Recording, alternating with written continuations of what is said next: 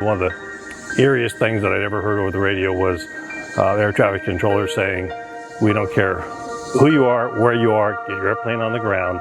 There are aircraft out on a search and destroy mission." And we didn't know that the other American and United flights were still in the air and still having problems at the time. But we got our plane on the ground in Baltimore and sat there for a couple days until things got cleared out.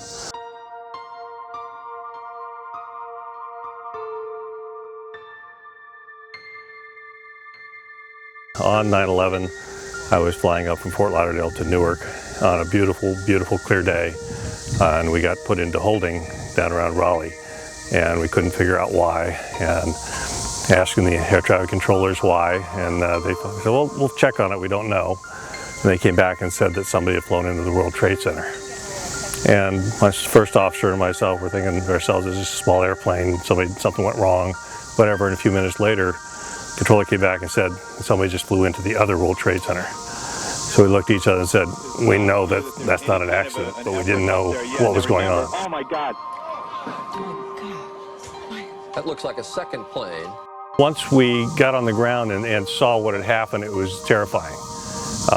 Fortunately, while we were in the air, we didn't know exactly what was going on. But when I actually saw, it was terrifying because nobody had ever used an airplane as a weapon before. And so we had no clue that that was going on. Airports looked ghostly. This was Dallas-Fort Worth.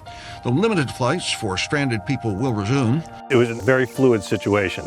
We thought we were going to come back in a few hours, and that changed, and so it was just constant communication because every time they would come up with a solution to get the airports open, then somebody would think of another security risk, so they'd close it until that was taken care of. And it went back and forth and back and forth, and that was on I believe that was Tuesday morning. I didn't get home until Thursday night from that trip. So all the rules and regulations changed that day forever, and they still are very, very strict on how we enter and exit the cockpit and so forth, because there'd never been a successful hijacking in the U.S. and it had always been in foreign lands, foreign carriers and so forth. So our procedures were one way, but after 9/11, our procedures just 100% changed so that the cockpit is always, always, always protected.